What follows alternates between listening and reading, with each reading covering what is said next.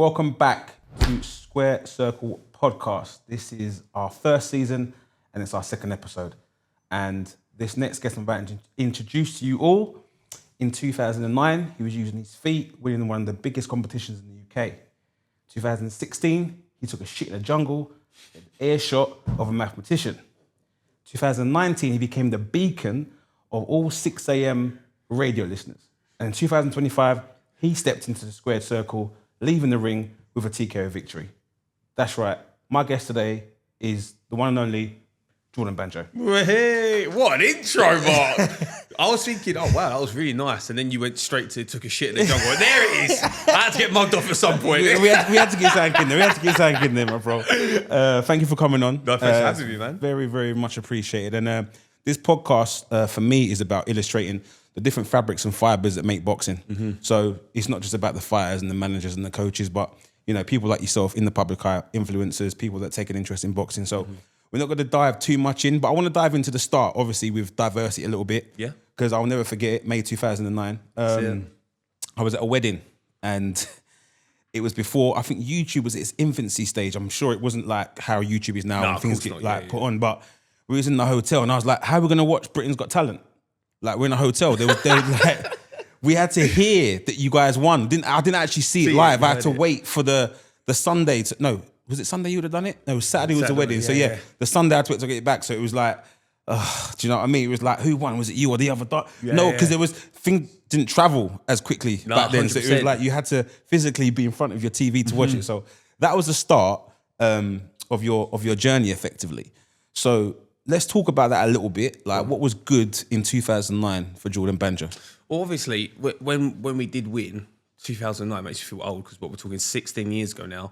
I'm 32. I was doing my GCSEs. Do you know what I mean? Like when the first audition for Britain's Got Talent. So we won in the May, but the very first one, you go and do in front of a bunch of producers. So there's no, it's not judges, not films, not TV, nothing like that. You sign up, and normally what you have to do is send in like an audition tape or something. Yeah. But we were performing in a shopping centre in Romford. I think it's called like the Liberty or something. I remember. That. We were performing there because my mum used to run like little fashion shows in shopping centres around the country. Yeah. So we were performing on that, and there was a scout, coincidentally. I think she's from like Manchester or something. She was visiting her mum who lived in Essex. She was walking through the shopping centre as we were performing, saw us, gave us a card and said, look, we'd love you to come down and audition for the producers. And we was at that age where, believe it or not, I'm one of the younger members of the group. So younger than me, there's only Perry, who's about to be 30, and then Mitchell, who's the same age.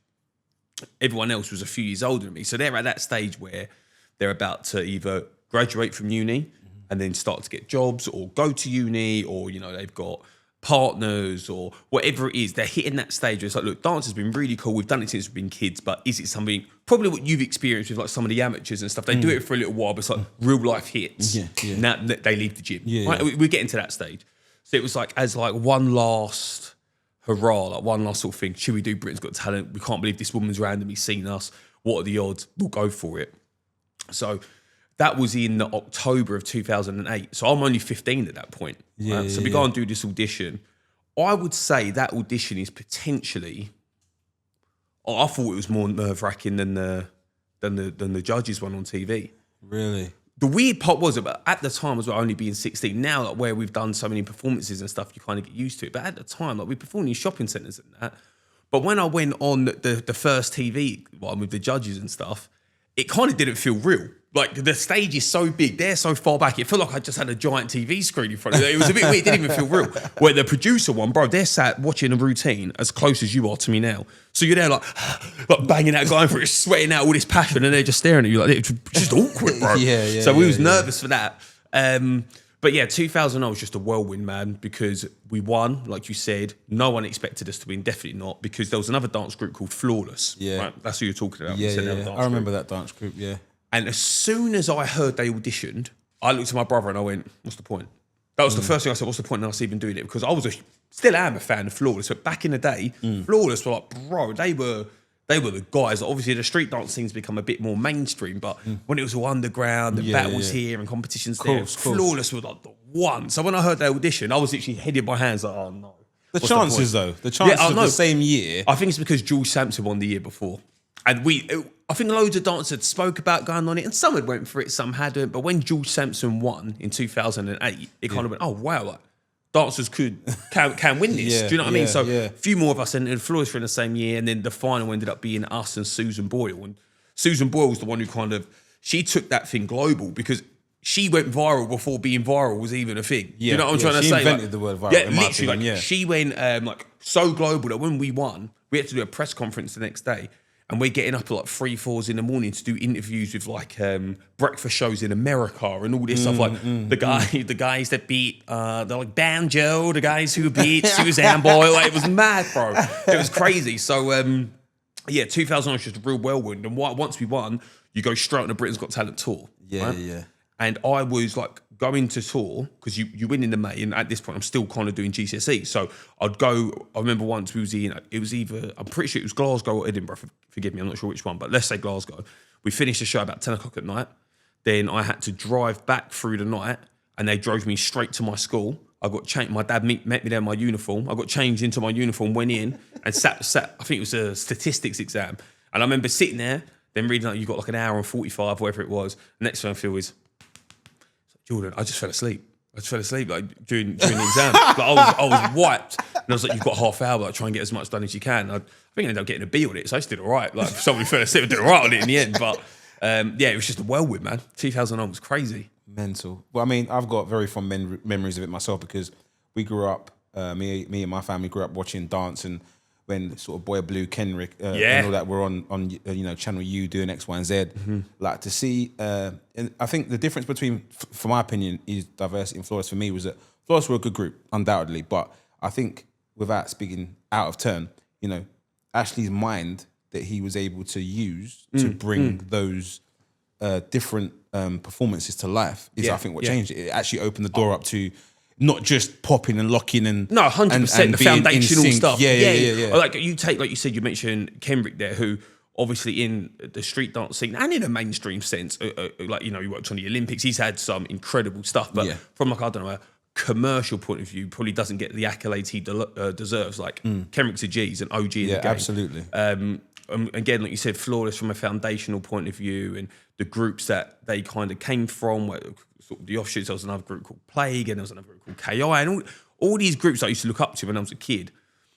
None of especially at that age, I didn't have a hope in hell of being a part of a group like that. Our diversity strength wasn't, like you said, like for me, the execution, the this, that. Of course, as the years have gone on, we got better. But at the time when we won, that I put that wholly down to Ash's ability, not just to create performances, but to connect with an audience and know what they want to see and what's going to make them feel a certain way. And then once we did win, Ash took it more than the rest of us. Like I said, I was 16 just buzzing and like, we won, Britain's Got Talent, we've got a bit of money now. Like, I was just excited for that. But Ash took it as a real responsibility that people now have the conception that diversity is street dance, right? Yeah. On a mainstream thing. And he was like, if that's how people are going to perceive us, we still have to keep our own, like our unique this and what our IP is and stuff.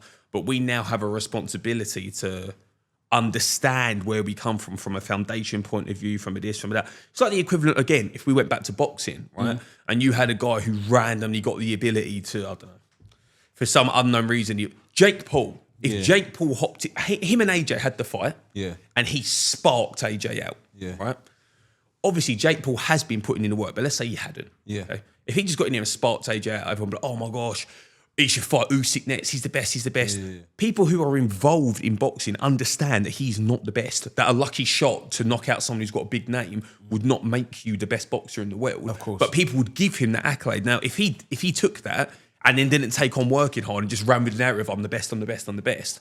It's like you're letting yourself and you're letting the sport, and in our instance, you're letting the community and the culture of sort of like street dance down. So for us, the next few years after we won was really learning on the job from a foundational point of view, stuff where Kenrick's bread and butter is and where he built from an artistic and foundational sense. It was, for us, it was then catching up with that. Yeah. Interesting. So that's the dance, which, has been the catalyst into many things that you've done. Let's fast forward to 2016. Yeah. In the Jungle. Madness.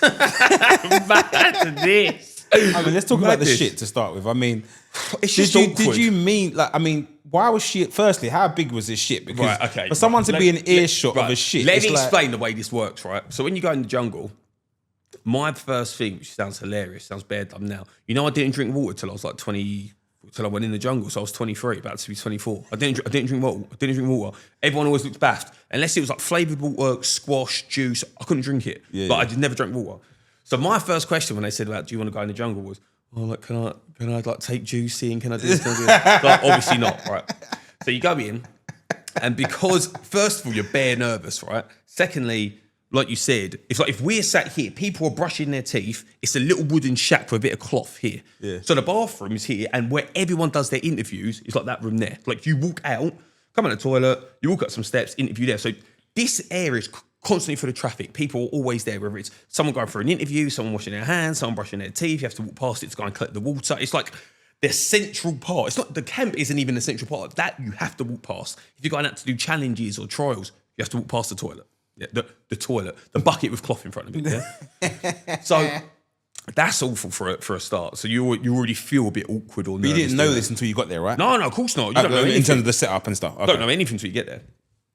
Also, food-wise, I think the lowest they can give you, I think it's like 300 calories or something like that. Jesus. So you get, working it out, you get given rice and beans. It's like, you know, a few mouthfuls of each one a day if you don't win trials. And it just gets put in a big pot, rationed up evenly, whatever. Because of what the food is, and because it's so little, and because you're not drinking enough because the water's gross, so obviously you've got to get it out of this little ravine, boil it. You've got lukewarm, smoky camp water. Yeah, they don't give you fresh water. You have to get it out, take it up, Shut up. boil it. Yeah. So it's just lukewarm. Did you not know that? You not know that? Bro, it's gross. Trust me, it's long. Damn. Oh, they make it serious, right?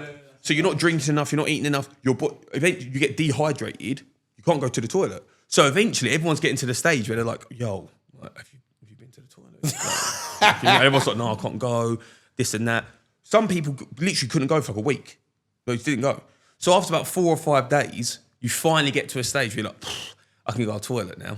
And then you go and you try and wait tactfully. Someone's like, "Oh, I'm going to go down and like wash the dishes," or "Oh, so-and-so's been called out. I've got my interview," and you're there like, "Okay, is this my chance?" Like, go. As soon as you go, I sit down. I'm like, "Okay, here we go. 3, 2, bit nervous, whatever." As I'm about to go, I just see these little boots come from under the cloth. I'm like, "Oh my!" And I hear, "Anyone in there?" I was like, "Oh, that's Carol Vorderman. That is Carol Vorderman, and she can hear me." Can you hold it? Can you hold it? No, bro. No, I'm just trying to. Bearing in mind, you're squatting over like a splintered bucket. It's like the worst experience ever. And then, worse than even trying to go to the toilet, the horrible part is every day, you have to empty it. You have to clean it out.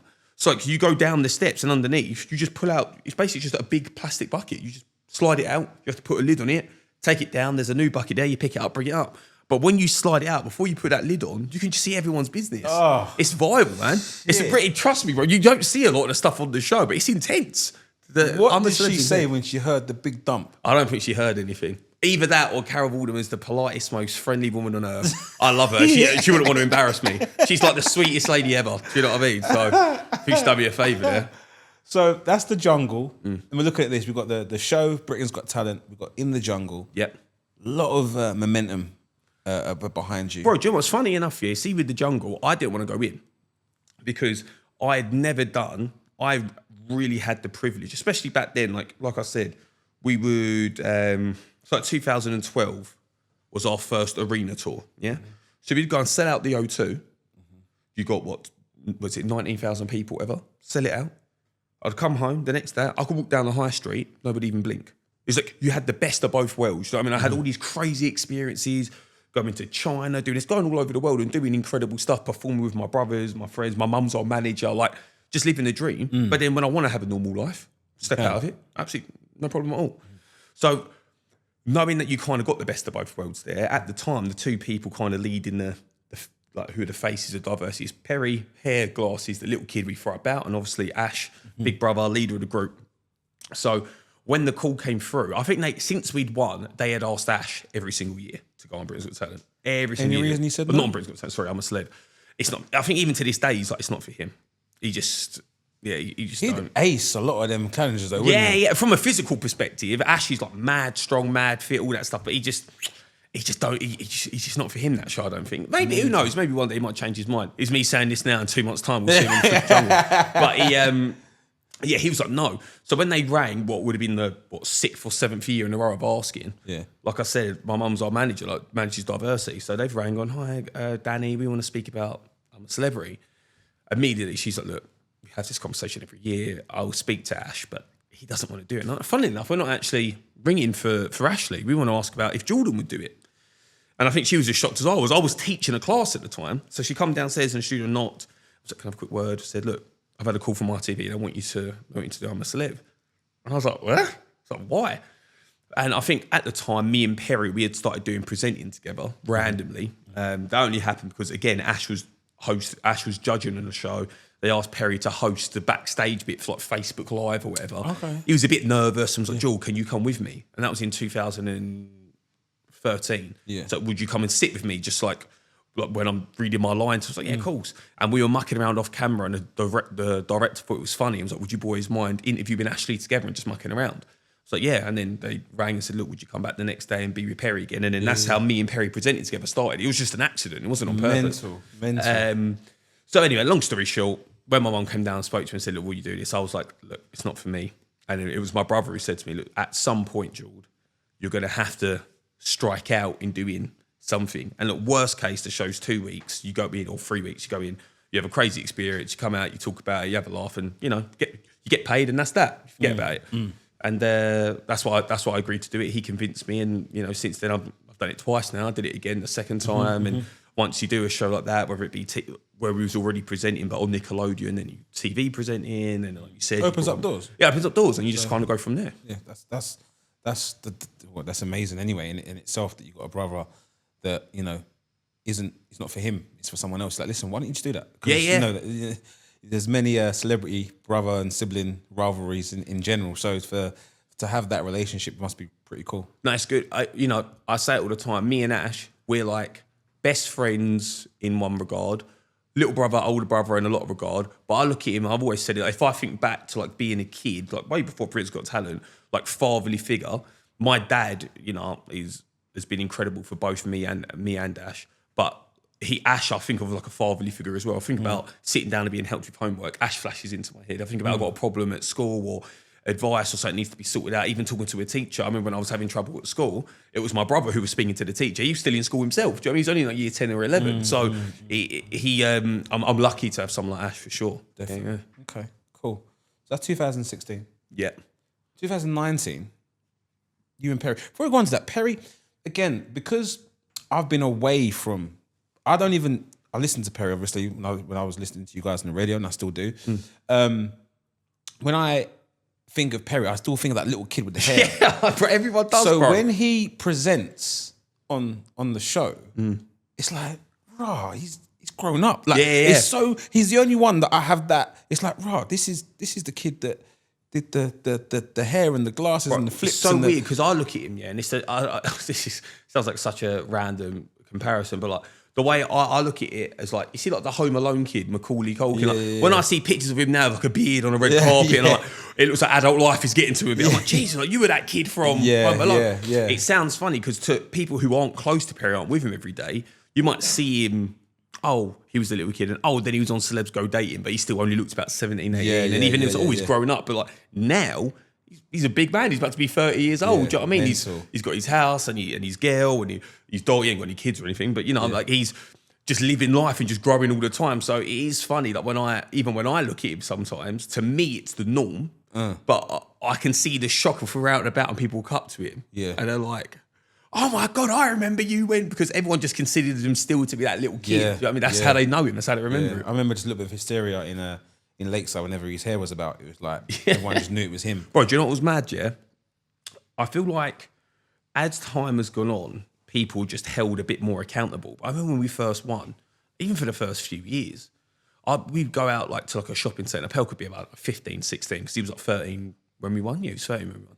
So he'd be about 15, 16, couple of years. People would just walk up, not even say nothing, and just go, wow, just like yank his hair. Like talking like literally just rip his hair out. It was madness, bro. Yeah. It was normally like, other people his age who were hype, or like young girls who were hype. I'm not saying like they'll do it maliciously, like try and start anything, but everyone would run up and say, "Oh my god, your hair, bang!" It just used to be like him always having his hair out was crazy. That's mad. Yeah, 2019. Yes. You get approached by Kiss, you and Perry? Talk us through that. Yeah, so the thing that happened with Kiss was really random. I had zero on my radar about doing radio. Literally nothing on my radar about doing radio. And once again, it was my brother was working with some people, and me and Perry had been, I think we were still doing stuff for Nickelodeon at that point. Like I had done like a few other bits, like I hosted a couple shows like BBC and ITV and stuff like that, but I hadn't done anything like radio-wise, and me and Perry were still doing stuff together on Nickelodeon. And the people that my brother was working with, Ash was talking to them about, he was looking at doing a radio show. I'm not sure whether it was with Kiss or with someone else. And he was like, look, listen, I really, really think that you guys should look at Jordan and Perry as well. I won't lie, most positive things that have happened in my life, and we'll get onto it again, even with boxing, I've been pushed forward or encouraged by Ash. Like, I won't lie, I'm quite the personality of, it's a bit long. You strike me as that as well, to be fair, Mark. Like you and Ash, like even like, I look at this gym, I look at all the pictures, I look at where it came from, like 2020. Like there's a get up and go about it. Do you know what I mean? There's a push for it, which Ash, some people just don't have. I'm not ashamed to admit that. Like if I'm set on the right path, I will work hard once I'm on it. But the initial ambition, get up and go. Yeah. Some people just, like I personally don't have that like innovative kind of we can build it from the ground up. If it's there, I'll work hard. But I think that's an entirely different mindset with whatever you're doing, whether it's like Ash being creative, whether it's like you and helping people in the community and boxing, whatever way you want to go about it, that's that. But anyway, he had said, look, I think Jordan Pell should go for this. And they invited us in to come and do a demo. So basically you go and sit down and they take you to a recording studio and you record like a fake few links, me and Perry. Did Perry do any sleeping while he was there? This time, no. This time, no, luckily. This time he managed to stay awake. But we went there, we recorded a demo. They were, we loved it. We want to start you off small. And they gave us a show, 7 to 11 p.m. on a Sunday night, and it was on Kiss. And when I heard that, honestly, bro, I thought don't get me wrong, that is a huge step forward, but I might as well have landed the biggest show on earth. I couldn't believe it because I never even thought about radio. So when they agreed to give us that, I was like, wow. And then after about a year and a bit, we went into lockdown, and then they, again, which sounds so mad to say, we'd never done a live radio show. We call it driving the desk, so control the desk, play the music, the mics, bring the sound effects in, all this stuff. Like never done anything like that. And we got a call and they basically said, look, we want you to come and do the breakfast show. And my first question was, okay, so like, who's going to be controlling everything, or do we pre-record it? And I was like, no, you have to learn. But obviously it was in lockdown. So we had about 4 or 5 sessions in the studio. We had to obviously all wear masks. You had to have like a thing, because I think being a radio presenter counted as like a key worker at the time. Okay. We had to have like this slip, so he was a key worker who's going in. We learned for about 5 days. And then we went live, and that was 5 years ago now, bro. Wow. Madness. Amazing. Amazing. I mean, your shows are funny as hell. I can't lie, they are funny as hell. It's just mad how, apart from Britain's Got Talent, and even that to a certain extent, everything feels like it was stumbled across. Look, for me and Perry, it really is that. Which is hard to accept, generically speaking, because a lot of people will work, I want to be a radio DJ. And you're just like, oh, yeah, we'll try it. Yeah, we'll give it a go. It's like, it must be hard for people out there that are like, and we'll get onto that with the influence of boxing in a second, because there are people out there who think, I want to do that. Like, I'd love to do that. And they're just getting doors shut, or no interest, or not a big brother that's saying go for it, or, and it's like, what would your message be to those people? Bro, consistency. Because for me, it sounds like, oh, you've stumbled upon that, which, yes, the specific opportunity we stumbled across. The amount of those demo recordings or screen tests, you go on screen test for a show and basically do a dummy show. It's mad awkward. Like, I love it because from a celebrity standpoint, people think, celebrities, and a lot of the time people like they'll behave a certain way or act a certain way.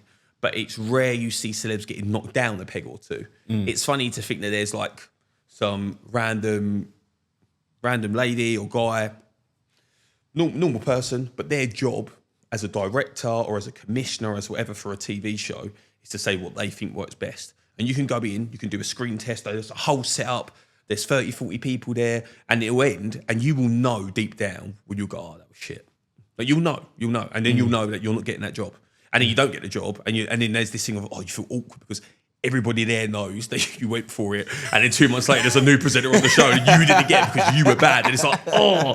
And it's fair enough. For the amount of times that I've done screen tests. I remember after I did the Jungle, they have I'm a Celeb, and then they have I'm a Celeb, but they don't anymore, but they had Extra Camping, it was on ITV2. I went for the screen test for that to host it the next year. And in my head, because stuff generally, like you said, this is such a good point, generally, I won't lie, stuff had gone well, and that was because I had a team around it. There's loads of people who have managers, but our management is my mum, my brother, people we've known for 15, 20 years. They actively care. So they're really going to push, right? Stuff generally worked out. I remember when I didn't get that job, I had a real knock on confidence. I was, I can't present, I'm rubbish, I'm this, I'm that. Because normally stuff I'll be honest, had just gone well.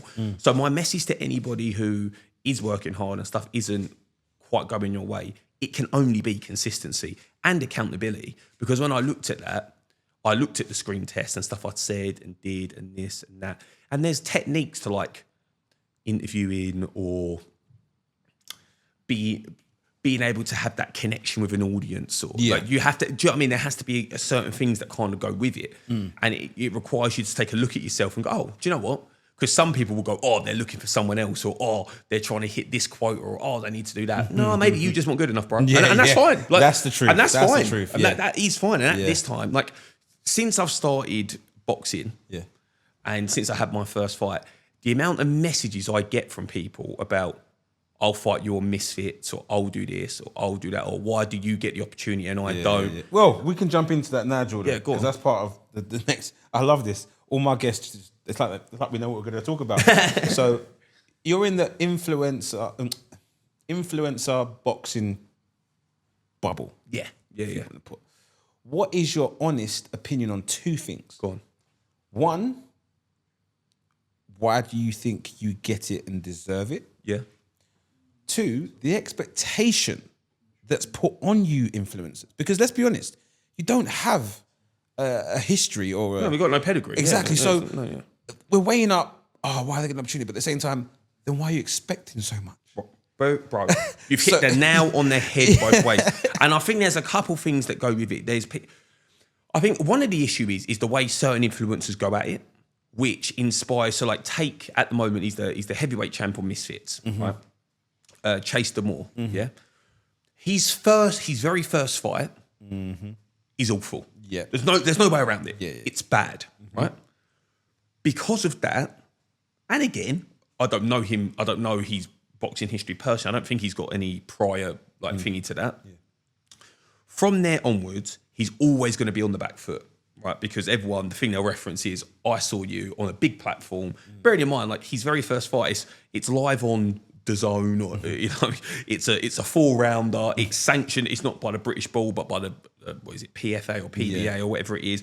So it goes on Box Rec. It's like there's a lot of pressure to it still, right? And then you go on there and you put on a performance like that. Even when you improve, that's the thing that sticks in people's minds, right? Sprinkle that in with the fact that Chase Demore then the other day genuinely being dead serious calls out Johnny Fisher, who is British title level, he calls him out. He called him out on Misfits. He was like, I want Johnny Fisher, right? And then before that, he'll be on Twitter or Instagram and he'll say things like, Moses Atoma's a hype job, I'll end him, right? We are all aware that he's just rage baiting people. Like he's just saying stuff like, he'll be like, Usyk, nah, he's not even all that, I'd stop him. He'll say stuff like that in interviews on like IFL. He's on like big channels saying it, right? And like boxing fans, which is not a bad thing, are so passionate. They're like, how dare you? I'm like, bro, this guy obviously doesn't think that he could beat Alexander Usyk. Even if he's saying it, I don't care if he's swearing on his great nan's life and staring into the camera. He knows he can't beat Usyk, right? But he's so good at like the marketing side of stuff, the hype building side of stuff, building his name, this and that.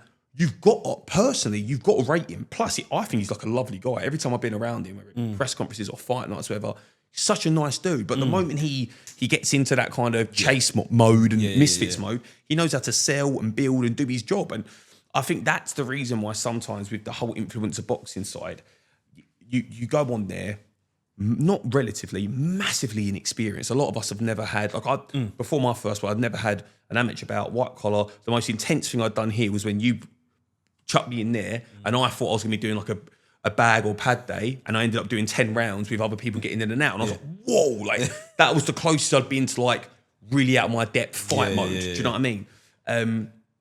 So we're all massively inexperienced, but you're given a huge platform. You are given a huge platform and paid relatively compared to someone who's on a small hall show in, I don't know, they're in a leisure centre in Barnsley doing a 4-rounder, but they've got all this amateur experience, but they're struggling to sell tickets to even pay their opponent and then their house fee and then this and then that. I get relatively that it must be frustrating to see, but then at the same time, what you have to understand is that, yes, even though boxing's the vehicle for it, it's a different sport. Like, we're not there, we're not going, you know, the area title to the English title to Commonwealth to British to European to what, we're not going that route. It's not the same thing. It is entertainment for on the biggest part, and I think that's where I struggled with it, because I'm not a Misfits fan, even though I watch it and like I am a fan. I mean, at my core, I'm a boxing fan. I love boxing. I love it as a sport. The respect I have from coaches to fighters to flipping cutmen to anyone who's involved in it is huge. So that's my question to a lot of the people, the boxing fans who go off on one, right, about Misfits. For me, if you come to me and I'm a boxing fan and say, listen, we're going to give you the opportunity to put the work in, do something that's always been a dream. It's the same way that no one gets onto people who, if you put on a white collar show out of here, I'm like, listen, for my members, I want to give you the opportunity to feel what it's really like to box. In my head, it's no different to that, but on steroids. Imagine telling a boxing fan, I'm going to let you fight on the zone with real judges that you recognise and refs that you recognise from TV. You got Ade Oladipo hosting it. Tony Bellew's going to be one of the pundits. It's like, this is like a dream come true, like as a boxing fan. Do you know what I mean? So when I knew I had the opportunity to do that, I was like, oh, I want to jump in. I feel that's why sometimes me and Misfits will never quite marry up, because I'm never gonna lob a table at someone and then tell them to suck their mum. It just ain't gonna happen. Like, I'm not gonna do it to build a fight. Do you know what I mean? It's just not for me. Like, you're in it for the boxing. I'm in it because I enjoy boxing, and it's an opportunity to do it on flipping the zone with all these, and it's like the most professional outfit in terms of it not being a professional fighter. It's the closest I'm ever going to get. So that's why I do it. Other people do it for money. Other people do it for clout. Everyone's got their own reasons. But I think the reason, again, it's full circle back to your initial question, bro. I went about that in a really long-winded way, but is as boxing fans, people don't like it because some influencers take advantage of the rage baiting side, and they'll use that for promo and thingy, and they will say they're the best. They'll say they've done this. Like the reaction I got, and it's my bad. Like now, I wish I could slap myself in the face. When I came out the ring, I was so. When I finished that first fight, I cannot tell you how disappointed I was, bro. I went back up to the room, and Liam, obviously Dennis and Dyer and stuff. Liam was there, Yalzi was there, obviously Simeon, Charlie. They all just left the room, and everyone left apart from the Nevada guy who had to stay with me so I could do my test. And it was me, my dad, brother, and the Nevada guy was sat on the other side of the room. Bro, I just started crying. Head in my hand. I was so disappointed. I couldn't even look at my dad because I felt like I just let him down so much. I was so, and like everyone's like, well, it's like you lost the fight. You won with a by a TKO, but I'm not trying to call myself flipping Alexander Usyk or Lomachenko or something like that. But just in levels of even just sparring compared to fight night, I know what I can and should have done and what I just didn't do, and I was really disappointed. So when I've got out the ring and I'm gutted, I've never felt exhaustion like that, ever. After the first round, I remember thinking, I can't stand up. And the week before, I'd done 10 rounds back to back in here. And even though I was tired, I was like, I'm okay. Like, I knew I was fit enough to do 4 rounds. But fight night was so different. The adrenaline, you pour so much more into it. I got out the ring. I can barely string a sentence together. And the first thing they do is microphone in your face. Which is why I always worry about professional fighters, just on a side note. They're half concussed. Like I got hit a bit, but not much. And I only did 4 rounds. I watch some of these guys have 12-round wars and then they get a mic out and do that. And I'm like, bro, how are these guys even talking? I actually agree. I think it's all about clickbait and getting the initial emotion and rawness. the raw emotion that they want to capture, which is it's part and parcel of the business, really. But I think just on your point on the boxing, before we move on, is that being a coach and everything else, I think as time's going on, people are starting to separate the Misfits from the real boxing, which I think is a good thing in terms of that. Yeah. But initially, it was like it put a lot of eyes on the sport, which was fantastic. But I do also believe that there was a lot of kids then that were thinking, right, what I'm going to do, I'm going to join a local boxing gym, and I'm going to do 1, 2, 2 spars, and I'm going to go fight. Yeah. And what happens is these guys get punched in the face, and they go, whoa. and then that has a negative effect on the sport. So now all of a sudden they've done the good thing by putting the eyes on, but now they put the eyes on the sport. These kids are now looking at the KSIs and the Jake Pauls, and bearing in mind, the Jake, I think Jake Paul is in a different league. He's started to tip now. No, but in terms of he's been working hard every single fucking day. Yeah, that's my point. He's not just getting a call, do you want to fight? And then, but before all this, people were thinking, yeah, I'll just go and do a couple spars, I'll fight. And they effectively get hurt because some coaches don't give a shit. Yeah, unfortunately. They know they get their 10%. They don't care. They don't care. So, I mean, so like it's for that, I think it's bad. But I think I was just thinking, how do you feel about when people are watching it and they're having this expectation that you should be going in there and doing a jab, a slip right hand, a move? Like, I don't know why do you think the generic, not hardcore, because you're saying hardcore boxing fans, I think hardcore boxing fans can go, they can differentiate. Yeah, yeah. Right, this is a bit of an statement. Yeah, I think but you're the right. general actually. ones are like, oh my God, his hands are down and how is he so unfit? And it's like, do you know what's funny? It's this, they're the same people who will watch Misfits and say that. And to be fair, they've got a point. People's hands are down. People aren't fit enough. They're not to the level they want. But they're the same people who would watch Daniel Dubois and Usyk and go, mate, you got knocked out after 5 rounds. He's useless. And I'm like, bro. Yeah. Do you know what I mean? They're the same people who would say that. They Yeah. argue it either way. And I think that's the complicated part. It's the same way, right? When I did some presenting for DAZN. And I remember that because I'm a boxing fan, I was so nervous because I was like, I'm going to get absolutely ripped to shreds by people. Doesn't matter if I have a perfect show. And I did. I had a really good show. I knew who the first one I hosted was. It was in Ireland, and it was when Jordan Gill fought Mick Conlon. Right, so it was a big show in Ireland as well, and I was quite nervous about that one. And I remember that people before I'd even asked a question, I remember seeing like tweets like, "What the fuck is Jordan? Why is there a random dancer interviewing boxers and hosting a boxing show?" And my first thing was, if I was sat at home, let's take my equivalent, not a dancer. If I turned on DAZN and Marvin Humes from JLS was hosting a show, I'd be like, "Why is Marvin Humes?" I'd ask the question. I'll be honest. I'd be like, "Why is Marvin Humes hosting a show?" Like, because my initial thing is, oh, he's a DJ, he's a producer, he's a singer, he's got all this background here. What the hell's he doing over there? That would be my initial thing. Yeah. But when Ade Oladipo, for example, when he first popped up on a show, nobody went, "Why the hell is Ade Oladipo?"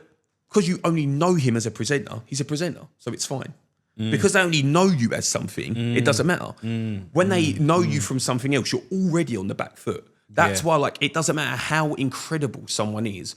If they step into the Misfits ring, unless they literally are flipping prime Roy Jones Jr., and you can't deny it, they're already on the back foot. Yeah. People are already waiting to give them grief. Apart from, like you said, actually, you made a really good point there, hardcore fans or people who with some boxing experience will go, no, listen, to do what he did was actually difficult. Like, I think it's funny that even though technically it wasn't the best fight, a lot of hardcore fans rate Joey Essex for the fight he did on the weekend because they know how much guts and how much heart it took to stand in there and go and take a bang and give a bang. Like, they can understand that. Where a lot of the general fans will be the ones posting it on social media with how I fight in my dream. Do you know what I mean? I think that's the thing, man. Mental. Okay, well, that's influence of boxing. Yeah. We touched on Dad, and we're going to touch on him a little bit. 18 fights, 15 wins, 3 losses, 6 KOs. Yeah. Proud?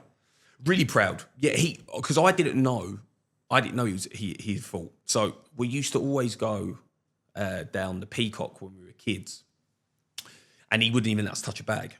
We used to sit, in the old stairs, Peacock gym, the stairs. Yeah. I used to sit there me, Ash, and my sister used to sit there, and we'd have, like, be doing our homework and stuff, and he'd be training. I'd be on the bag. And then when you're a kid, you don't even clock. Like, I was young, like 7 or 8. He'd be like, sometimes he'd spar and move around, and I'd be like, just go over my head, wouldn't even care. Didn't know he was a fighter, right? And then one time, again, I could have only been 9 or 10, because I think it was 2002 or 2003 when Naz lost to, was it Barrera he lost to? He moved up to Barrera, He moved, like, when he lost that fight, we went to my uncle's house, and my uncle had recorded it, and my dad hadn't seen it. So he was like, I want to see the fight. And he's gone and got the video out. When he's got it out, I can see Funso Banjo 1, Funso Banjo 2. My uncle had all my dad's fights on tape. So he was like, oh, have you ever seen any of your dad's fights? And I was like, huh? Bear in mind, I'm like 9 or 10. I was like, yeah, I've seen him like punch the bag and stuff. And he's like, no, actually fight. He put a couple of tapes in and showed me like my dad's actually fighting. As soon as I knew he had fought, I want to fight. I wanted to box. He would not have it at all, like in the slightest. Like, I wouldn't even entertain a conversation. Like, he went full Nigerian mode. Like, I'd be like, no. End of conversation, wasn't even it.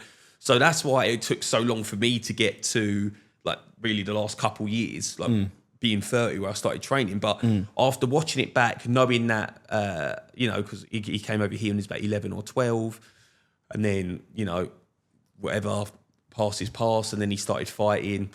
I look and go, I am really, really proud. Disappointed for him in a lot of senses, because I know the potential that I'm told he had from even just people around like the scene at the time who trained with him and knew him and fought with him and stuff. So disappointed in that sense, because I think he kind of walked away. You think the game it's a tough game even these days. You know it better than anyone as a coach and as a manager and stuff like that. You're going to know it. And I think he was just kind of like, this it's a bit of a dog's game, to be honest. Do you know what I mean? Especially back in the day. Yeah, absolutely. Yeah. I don't think it's changed too much in that regard. But when you did, obviously, gonna fight, so you had all these years where he's been like, nope, and then you were fighting. Yeah. How was that? Weird, really odd, because the way it first happened was after lockdown. So, like, again, always been a big fan of the sport, right? So since I knew my dad fought, and to be honest, with like 2012 Olympics being in the UK and stuff like that, I kind of really got behind that, and obviously really got behind AJ. And then, the last kind of decade and a half, that's when I was really into the sport. From like being like a teenager, I guess. And after lockdown, so I kept talking about wanting to fight, not fighting. I was always with diversity training, this and that. We went into lockdown, and I put on about, I think I put on about 4 or 5 stone. I'd never really drank before that either, right? Wow. So I started drinking loads as well. Anyway, come out of lockdown, and I was like, I'm in real bad shape. We've got tours to go on, this and that. So I said to my dad, look, I want to get fit, like boxing, even if it's pad work, bad work, that type of thing. So he took me down to Newlands gym, because we had known Kevin Lilly since, again, I was like 9 or 10. Good trainer. My dad's known Kevin for a long, long time. The first 30 seconds of Jordan skipping, please. Go to 30 seconds. Oh my God. If you do like 20, yeah. Oh gosh, you can even see his chunky there, can't you? Jeez. Jesus.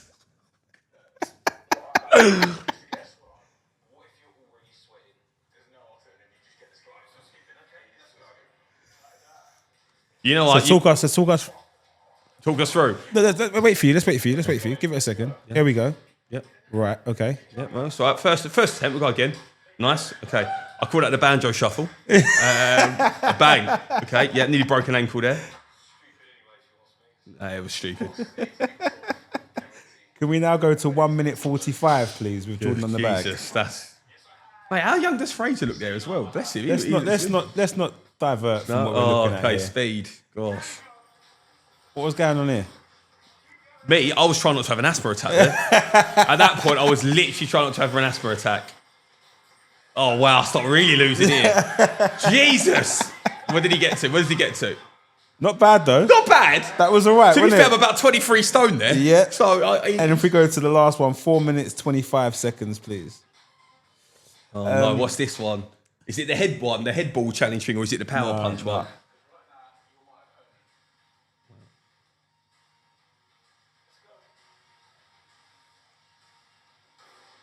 That's a big bang, you know. He still had a punch on him. I'll tell you a secret about that after. I'm going to tell you a secret about that after. I got the high score. Matched the high score. There, you see, he looks shook there. He knows. I'm going to tell you a secret after this. It's a big shot there, though, Jay. It was a big shot, I won't lie.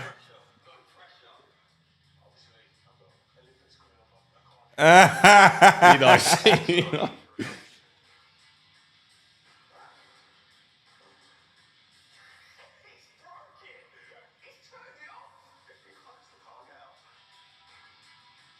Right, so that's how we ended it. Doing that. Right, now let me tell you what actually happened. The first shot he threw, I think it was like 9-10 or something like that. I beat him on the high score, and I went, do it again. He did it again, and the plug came out, yeah? And I went, oh, we'll just call it there. They called it off the scale. But I actually won on that. The power thing, I got absolutely destroyed on everything else. Obviously, I mean, it's Fraser Clark, do you know what I'm saying? But I did all right on that bit. You actually beat him. I did. On the power shot, I did. On that one, I did. That's the only one I beat him on, though. Okay. So we've covered a bit of the influencer stuff. That was, so 2021 though, like. Yeah. So that was then. Did you not want to take boxing seriously at that point? Or was that just work? Because that was just 4 years ago. So what happened? Get a little bit of a.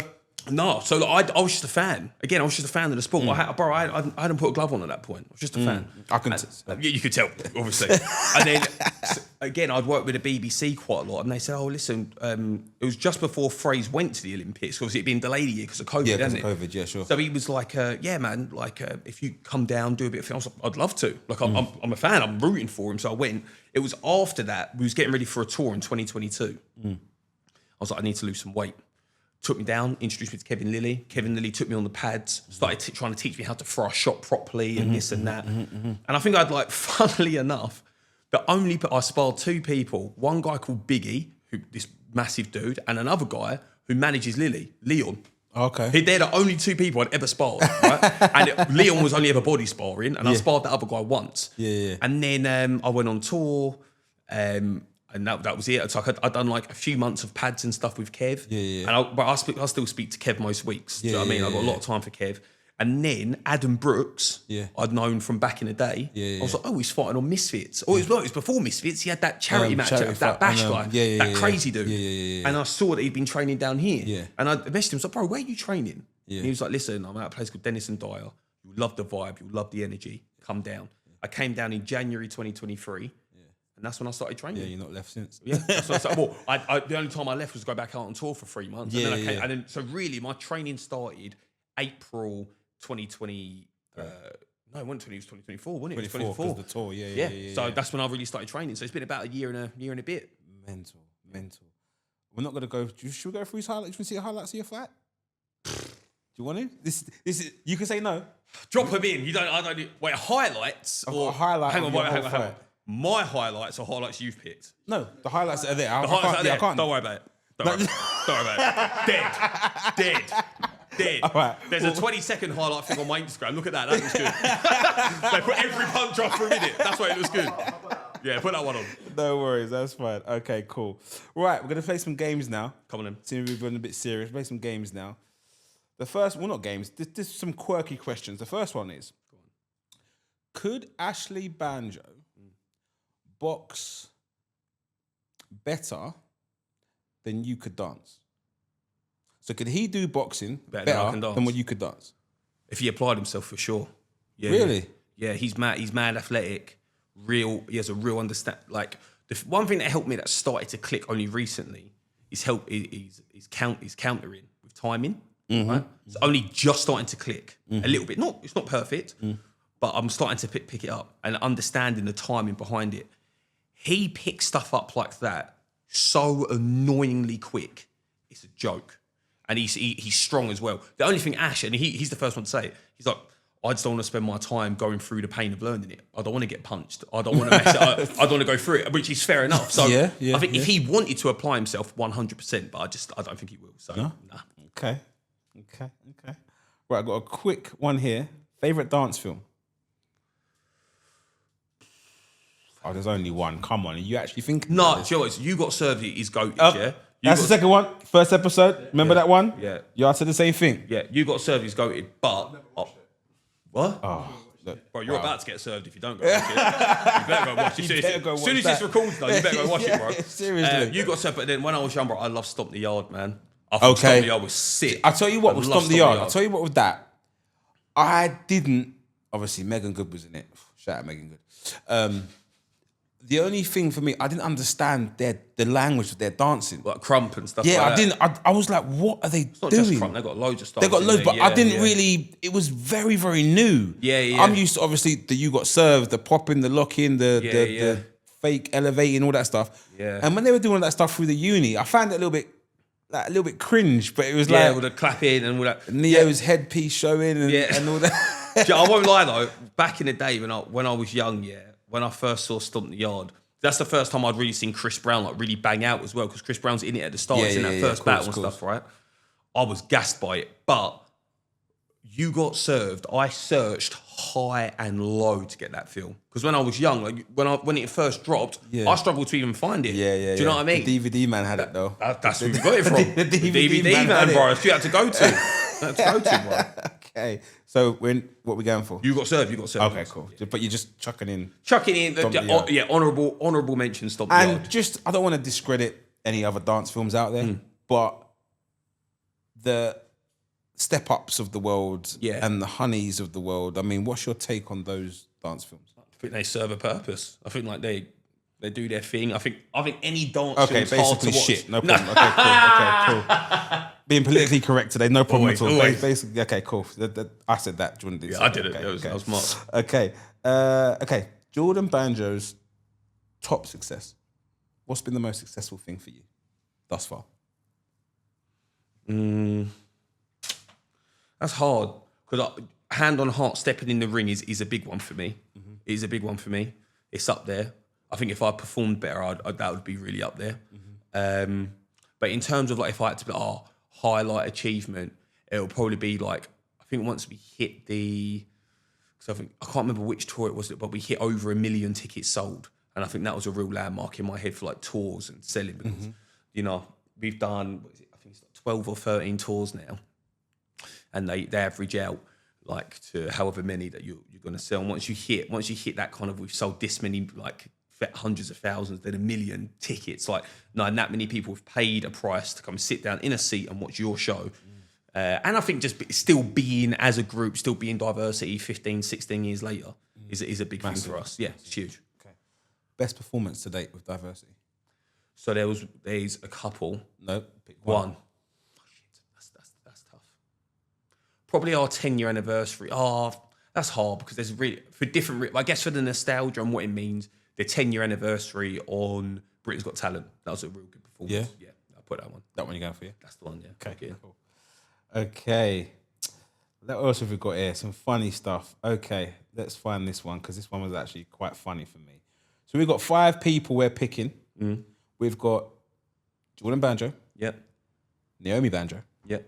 Ashley Banjo. Yep. Perry. Yep. Diversity. Yeah. And Diversity Studio. Yeah. I need you to guess, if you can, the combined Instagram followers on all of those 6 accounts. Oh God, shall I tell you where I'm gonna fall down? It'll be Diversity Studios, one I'm not sure on. Oh, and Diversity. So I know Ash is either 1 or 1.1 million. Perry's So I'm going to give you 4. And Okay. you've got to tell me the one you think it is. Okay, go on. Collective. Okay, cool. I was about to try and work it out on my own. That's Go on all then. right. 3,070,000.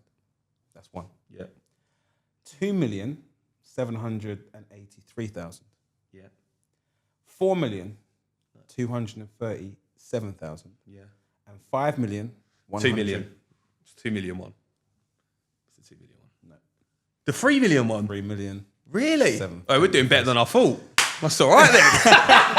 That's collective. Yeah. Okay, no, it's not my solo. collective. Don't worry. Like, you can't humble me. It's like stay calm. The next bit's good though, because now you're going to put them in order. Oh, I know the order. You sure? 100%. Okay. It'll go Ashley, Perry, me, Diversity, Nay, Diversity Studio. Okay, yes. I know the order. He's looking at these I know the followers. order. Yeah. I am smack bang in the middle. I'm trying to work my way up there. Yeah. No, yeah, that's actually good. That's actually good. I didn't think you'd get that because I was going to go, this is the order. Where would you put yourself? And you just labelled the whole thing. Yeah, I do. That's I sick. do the That's order. actually good. Okay. I'm really impressed with that, Jordan. Very, very good. What is the most important thing to Jordan Banjo? There's the boring answer, which is obviously family, which is the truth, because that does cover, that factors everything in, because diversity is because of mum's manager, my sister's the assistant manager, Ash choreographer, that covers work side of stuff as well. And obviously my kids, my wife, all that kind of stuff. So yeah, I think, do you know what? Funnily enough, if you would have asked me a couple of years ago, I probably would have just said straight up. A few years ago, I probably would have just said straight up diversity. Like work was the only thing I cared about.